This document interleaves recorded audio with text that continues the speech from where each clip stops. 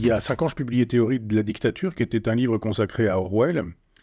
Et je disais que la dictature casquée, armée, bottée de l'époque du nazisme, du fascisme ou du stalinisme, tout ça c'était terminé et que nous entrions dans une nouvelle ère du totalitarisme. Et cette ère du totalitarisme, elle se manifeste par la détestation du peuple, par le mépris du peuple, par l'enfumage du peuple.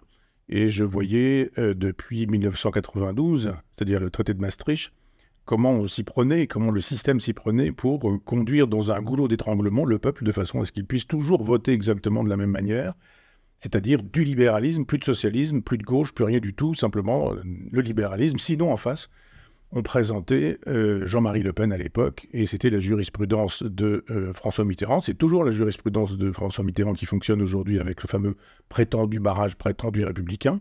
J'y reviendrai. Mitterrand disant « Je ne serai jamais fort, je ne serai jamais plus fort de ma gauche, je ne serai fort que de la faiblesse de la droite », puisque la gauche, il l'avait vendue à l'encan en mars 1983 en renonçant à la gauche et en faisant une parenthèse qui était une parenthèse dite de la rigueur, parenthèse qui ne s'est jamais refermée. Et donc Mitterrand a inventé cette mise en scène de Jean-Marie Le Pen, puisqu'il avait téléphoné à Georges Filiou, qui était son ministre de l'Information à l'époque, en lui disant « Vous allez m'inviter Jean-Marie Le Pen ». Il m'a fait une lettre pour dire qu'il était privé de télévision, donc vous allez l'inviter.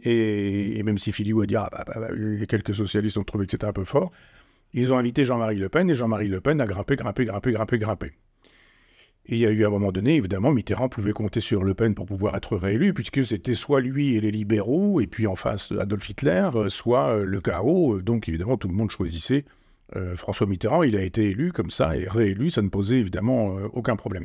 Et puis ça montait tellement qu'à un moment donné, il a fallu qu'il invente un peu Carpentras, où on a vu par la suite qu'effectivement, c'était quelques petits crétins qui avaient effectué cette profanation de tombe, et que ces petits crétins n'avaient rien à voir avec le Front National de l'époque. Mais il a fallu souder la totalité de la France derrière l'antifascisme de pacotille, disait Lionel Jospin à l'époque où il avait encore un peu de conscience, espèce le théâtre, le fameux petit théâtre antifasciste, parce que là, effectivement, il fallait absolument que Jean-Marie Le Pen ait lui-même déterré personnellement les morts du cimetière de Carpentras. On sait depuis, pour ceux qui veulent faire de l'histoire et pas de la mythologie, qu'il n'en était rien du tout, mais que ça a été orchestré à l'époque par François Mitterrand et Jox, connu pour des histoires de mœurs plutôt récemment, mais enfin qui avait organisé avec d'autres, Jacques Lang et quelques autres, cette espèce de diabolisation d'un Jean-Marie Le Pen qui méritait un peu la diabolisation, ceci dit, mais la vérité avant tout, il était coupable d'un certain nombre de choses, mais pas de Carpentras. Mais il se fait que depuis, on a fabriqué un Front National fasciste, nazi, etc., et que on s'en sert en permanence. Alors, où il est fasciste nazi, il est antidémocrate, il est anti-républicain, et on l'interdit, c'est pas compliqué, il n'y a pas de raison. Quand Darmanin, aujourd'hui, dissout des groupuscules de 5 personnes, parce qu'il trouve qu'il y a un danger pour la République, si vraiment Marine Le Pen est dangereuse pour la République, qu'il dissolve le Rassemblement national, qu'il mette en prison les militants du Rassemblement national, et qu'il persécute les électeurs du Rassemblement national. Ce sera cohérent. Si vraiment elle n'est pas démocrate, et si vraiment elle n'est pas républicaine, alors, comme le GUD ou quelques autres petites factions, que Gérald Darmanin disent, voilà, elle est contraire à la République, on l'interdit. Mais on ne peut pas dire, d'une part, elle est anti-républicaine, mais la rendre possible jusqu'au bout, et faire de telle sorte qu'elle se trouve surtout au deuxième tour. Il faut surtout qu'elle soit au deuxième tour, il faut que le repoussoir soit au deuxième tour. Et quand elle est au deuxième tour, alors là, on lâche les chiens prétendument antifascistes en disant attention, les homosexuels vont aller dans des camps de concentration, on va interdire l'avortement des femmes, on va supprimer le mariage homosexuel, on va ceci, on va cela, etc. Enfin, tout le délire qu'on entend habituellement. Si vraiment on fait du travail historique, du travail de philosophie politique et juridique, d'une certaine manière, on s'aperçoit que cette jurisprudence, François Mitterrand a fait son affaire, il a été réélu, donc élu 2 fois, 2 fois 7 ans, 14 ans au pouvoir, juste en utilisant le Front National. Il y a quelqu'un qui a détruit le Front National qui s'appelle Marine Le Pen. Elle a tellement détruit le Front National qu'elle l'a appelé Rassemblement National et elle a mis son père à la porte. Je rappelle que aujourd'hui, Marine Le Pen défend Israël et elle ne défend pas un Gaza, et que ceux qui, à l'époque, défendaient l'intifada, ceux qui, à l'époque, défendaient Gaza, ceux qui disaient que Gaza était une prison à ciel ouvert, c'était un certain Jean-Marie Le Pen. C'est aujourd'hui, le fascisme a changé de camp, le fascisme aujourd'hui, il est chez Jean-Luc Mélenchon. Jean-Luc Mélenchon est tellement dans le fascisme qu'aujourd'hui, le présent le journal vraiment d'extrême droite, antisémite, dit du bien de Jean-Luc Mélenchon. Je voudrais quand même que les gens puissent faire de l'histoire plutôt que de la fiction sur ce terrain-là. Présent, journal d'extrême droite, fait l'éloge de Jean-Luc Mélenchon parce qu'il défend aujourd'hui Gaza, parce que la cause gazaoui était défendue par Jean-Marie Le Pen à l'époque où le Front National était fasciste. Je rappelle que ça n'est plus le cas, puisque Marine Le Pen défend Israël et qu'elle ne défend pas Gaza, et que ceux qui défendent Gaza et qui attaquent Israël, ce sont Mélenchon, la France Insoumise, et tous ceux qui la suivent, cette France Insoumise, prétendument insoumise, aujourd'hui. C'est-à-dire toute la gauche, la plupart du temps, le Parti Socialiste, le Parti Communiste, les écologistes, etc. Et maintenant, jusqu'à Édouard Philippe, jusqu'aux Macroniens, puisque tout ce monde-là est en train de dire il nous faut barrer Marine Le Pen, qui est le fascisme, le nazisme. Alors, je me répète, si c'est le nazisme, pourquoi l'avoir toléré pendant si longtemps? Et si vous l'avez toléré pendant si longtemps, c'est qu'elle n'était pas nazie, donc pourquoi aujourd'hui voudriez-vous qu'elle le soit? Donc aujourd'hui, on ferait un barrage républicain, j'entends ça. C'est formidable de voir que la France Insoumise, aujourd'hui, invite à voter Gérald Darmanin. Ceux qui disent que la police tue, et que la police tue structurellement, que la police est raciste, demande à ce qu'on vote pour le ministre de cette police raciste qui tue. C'est quand même assez sidérant. Madame Borne est aujourd'hui soutenue par la France Insoumise et par toute la gauche, qui estime, d'ailleurs elle en vient, les socialistes, Madame Borne, comme d'ailleurs Attal, qui lui aussi était socialiste, et socialiste toujours, et puis comme Macron, qui lui était dans un gouvernement socialiste, avec Hollande qui réapparaît, et qui nous a fait le grand coup du « j'étais là au moment des attentats, vous avez vu la République », etc., et qui aujourd'hui dit « mais moi je soutiens absolument » ceux qui n'étaient pas Charlie, ceux qui trouvaient qu'après tout les caricaturistes l'avaient bien cherché, et qu'ils avaient trouvé ce qu'ils avaient cherché en étant dans leur dessin immonde, infâme, etc., etc. On a entendu tout ça à une époque, et d'un seul coup, tout ce monde-là s'en vient nous dire qu'il y a la haine d'un côté, et le Rassemblement national, et eux. C'est très exactement le contraire de la haine. C'est-à-dire qu'ils insultent en permanence, ils traitent de nazis tout le monde, ils traitent de fascistes tout le monde. L'antisémitisme ne gêne pas du tout, mais en revanche, ils vont voir l'antisémitisme en face.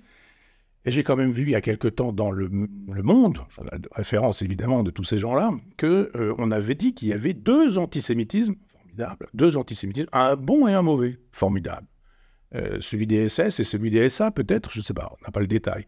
On a juste cette idée que la gauche a le droit d'être antisémite parce que c'est stratégique et ça permet de parvenir au pouvoir, alors que l'extrême droite, c'est ontologique. Maintenant on cherche, pas de condamnation pour l'antisémitisme de Marine Le Pen, mais c'est quand même elle qui est antisémite. On a même entendu M. Yann Brossa, communiste, nous refaire le coup de Lysenko et de la génétique en nous disant que le fascisme chez Marine Le Pen était génétique. C'était écrit dans ses gènes. Formidable.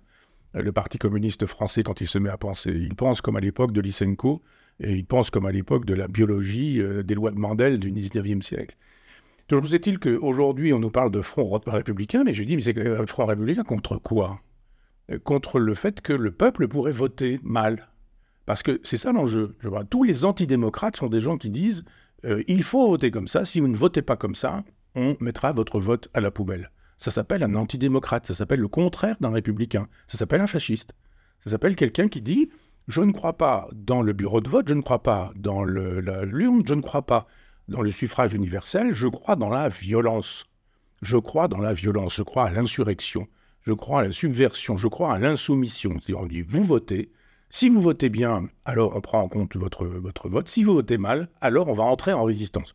Monsieur Thomas Guénolé va prendre des armes et est en train d'inviter chacun à devenir Jean Moulin dans son coin. Je ne sais pas si c'est que si les communistes font comme ils ont fait à l'époque du pacte germano-soviétique, il faudra attendre 2 ans pour que les communistes entrent dans la résistance. Ici, il faut vraiment croire à ce que les trotskistes entrent dans la résistance. Il faudra aussi que, comme à l'époque du pacte germano-soviétique, on attend pendant 2 ans et qu'on collabore. Je veux dire que si vraiment on veut faire de l'histoire, il y a un moment donné où il faut quand même arrêter. On reproche à une fille d'être la fille de son père, mais on ne reproche pas à des gens de tenir aujourd'hui des discours antisémites, franchement antisémites, clairement antisémites. Quand Mélenchon intervient à 8h10, juste après le résultat des élections, il dit « la gauche, c'est moi ». Il n'y a pas un socialiste, il n'y a pas un glucksmanien, il n'y a pas un écologiste, ils sont tous là en train d'attendre derrière les caméras, et devant les caméras, il a choisi Rima Hassan avec un kéfier. C'est-à-dire, il dit très précisément, vous avez vu pour qui il faut voter, nous allons voter, non pas tant pour la Palestine, Mais pour les jeunes de banlieue qu'il a remerciés dans son discours, les jeunes de banlieue, les mêmes qui font aujourd'hui des discours de rap dans lesquels ils invitent à sodomiser, à violer, à massacrer, etc., enfin à tuer, je ne vais même pas rentrer dans le détail de ce à quoi ils invitent. On dit, ce sont ces gens-là qui sont républicains, bien sûr, ce sont ces gens-là qui sont des démocrates. Et il faut faire un barrage républicain pour permettre à ces gens-là de nous dire ce qu'est la République. L'invitation au viol, au massacre, etc., de tous ceux qui ne pensent pas comme eux. Donc je pense qu'on est vraiment chez Orwell. Orwell nous disait qu'il y avait toujours le quart d'heure de haine qu'il fallait diriger sur quelqu'un qui n'y était pour rien. C'est finalement le bouc émissaire. Et on a estimé effectivement que Marine Le Pen, il fallait la cajoler pendant 5 ans. Et puis qu'au moment des élections, il fallait la sortir en disant, bon ben voilà, ce gentil petit toutou que vous avez vu pendant 5 ans, c'est finalement un chien-loup extrêmement dangereux, un loup extrêmement dangereux qui a la rage. Il faut surtout l'abattre tout de suite et maintenant. Et quand je vois tous ces nantis de l'art, du cinéma, de la littérature, du football, des affaires, et tous ces nantis du syndicalisme, de la classe politique, tous ces nantis de partout, nous dire que c'est le fascisme qui est aux portes, mais ce sont ces gens-là qui ont fabriqué l'état dans lequel nous nous trouvons actuellement. Je rappelle que moi, ça fait 30 ans que je fais savoir qu'on ne peut pas semer impunément de la poudre comme ça partout sans qu'un jour une étincelle soit dangereuse et arrive. Mais le danger de l'étincelle, ça n'est pas une étincelle fasciste venue de Marine Le Pen, c'est une étincelle islamo-gauchiste, islamo-fasciste.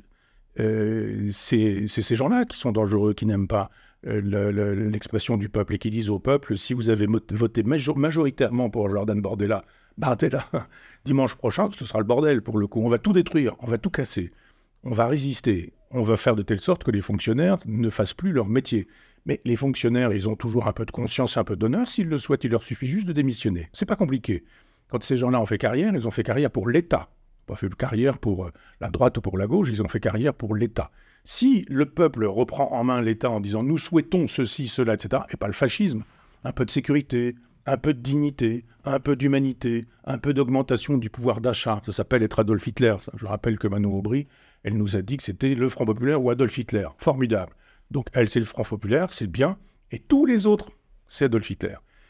Si vraiment il y a des gens qui souscrivent à ce genre de délire, c'est qu'ils sont eux-mêmes malades de la peste. Je renvoie à La Fontaine, à la fable de La Fontaine. Les gens sont malades de la peste brune et rouge quand ils estiment qu'aujourd'hui, pour sauver quelques postes, on doit pouvoir faire de telle sorte qu'on mélange tout et tout le monde, de Poutou jusqu'à Édouard Philippe, en passant par Hollande qui revient, en passant par Cahuzac.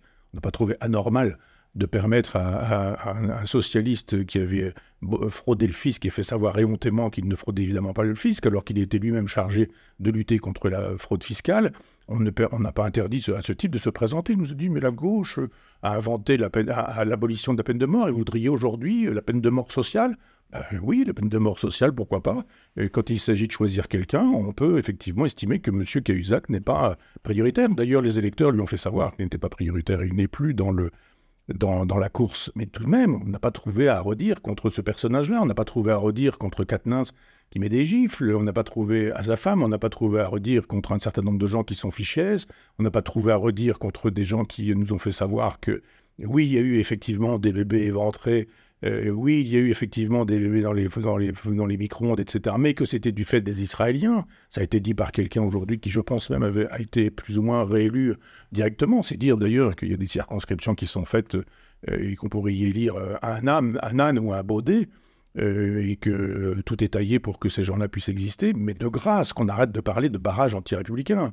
Qu'on nous dise, permettez-nous de garder nos avantages, permettez-nous de continuer à soutenir une politique qui méprise les peuples, qui déteste le peuple, et qui fait des misères au peuple, et qui humilie le peuple, et puis qu'on puisse nous continuer à faire du cinéma subventionné, qu'on puisse continuer à taper dans un ballon, qu'on puisse continuer à faire des pièces de théâtre dans lesquelles on fait pipi, caca, on se roule dedans, et tout ça subventionné par l'État, parce que c'est de l'art et que c'est formidable, mais surtout pas le peuple. Ne nous permettez pas d'avoir affaire avec ce peuple dont il faudrait qu'il n'ait qu'une seule tête pour qu'on puisse la lui décapiter, comme il était dit par un jacobin célèbre de la Révolution française.